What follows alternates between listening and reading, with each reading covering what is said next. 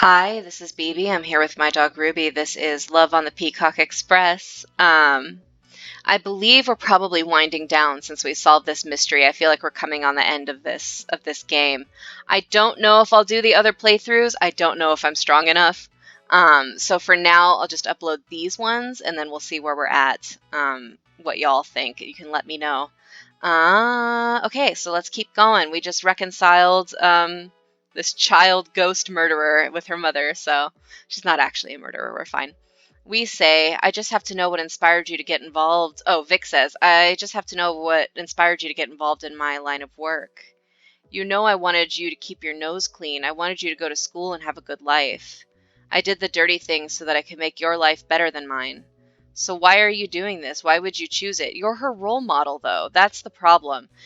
Parents think that their behavior, if it's not directly involving their kid, is like, doesn't have anything to do with them. You know what I mean? But kids watch you, they learn from you. You're their main source of information for the world, more or less. And so, like, yeah, they're gonna do what you do. Like, I don't understand why people don't understand that.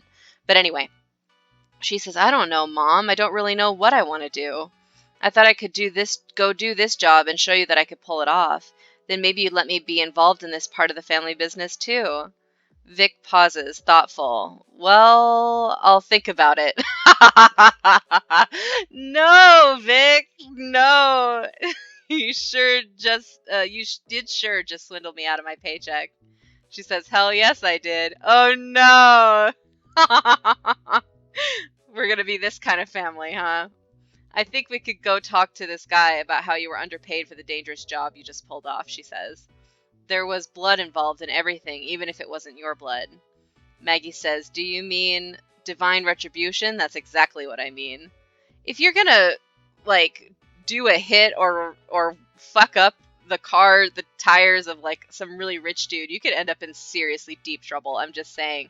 It's a whole different ball game.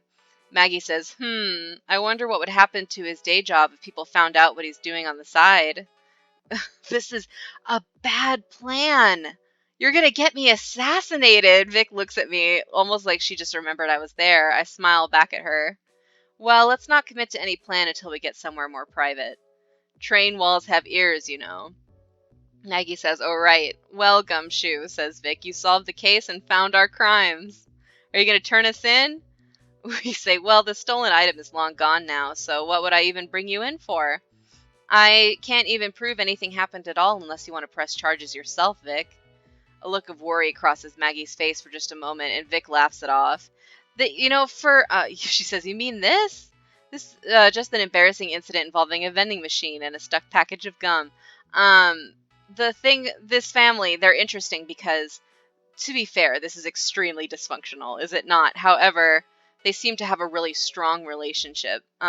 It's almost kind of a, I don't know, but I don't know how I feel about it.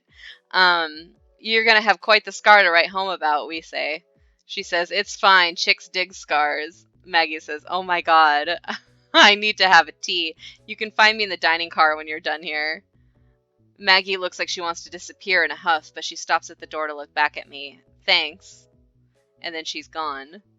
She's a good kid, we say. Is she? I mean, is she? Like, I'm not disparaging her. You whatever. She can do whatever the fuck she wants. I have no problem with that. I don't know if good kid is the descriptor here. Vic says, yeah, I did the best I could. I always believe that. Vic heaves a sigh and scratches at the back of her neck. I always tried to keep her away from the illegal stuff, but there's only so much you can shelter a kid from.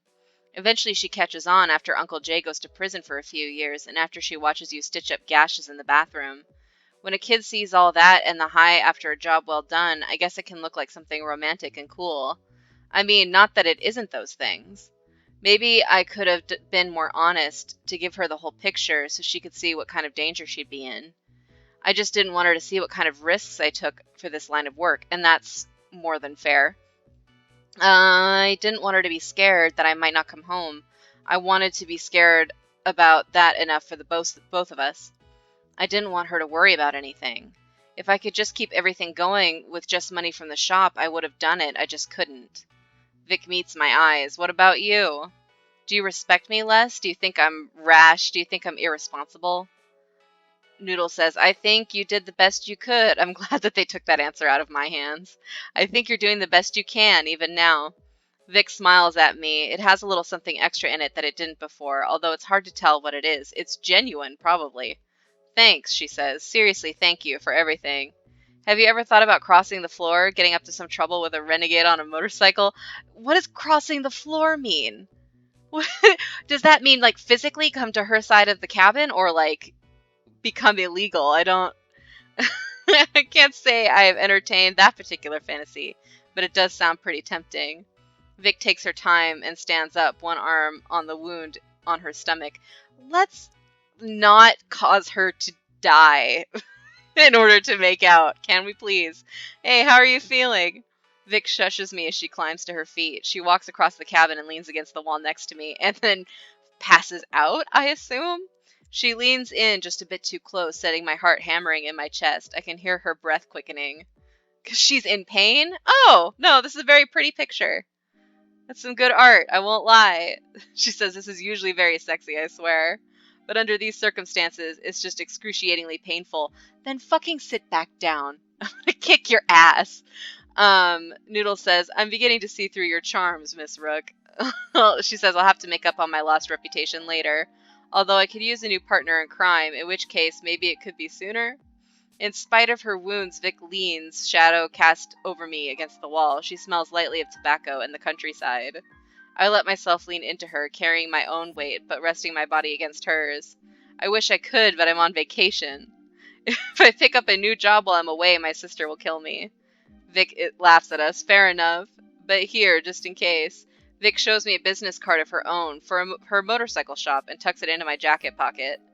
You can call me if you ever decide to go for a career change. What about you? I feel like you're the one who just had this major life lesson about how you maybe need to change your ways here. Maybe you should come work for me, Vic, if you think about that. Or if you want to get a drink, she says. Where are you from, even? Are we, like, do we live near each other? I can feel the heat of a blush on my face. I guess this is probably just a casual thing. And I was looking so cool until now. You were not. Yeah, that sounds great. When Vic leans in closer, I meet her halfway. With any luck, the rest of my vacation will be just as rewarding. Alright, that wasn't so smarmy. We did okay, I think. Is it over? Is that the end? Yes, it is! We'll just click into the credits here. Just so that y'all can appreciate the hard work that went into it. And thanks so much. Let me know your thoughts. We survived. My heart is still beating. My neurons are still firing. So all in all, a success, I would say. Have a good one. Stay safe. Wash your hands. Cover your cough, etc. See you later. Bye.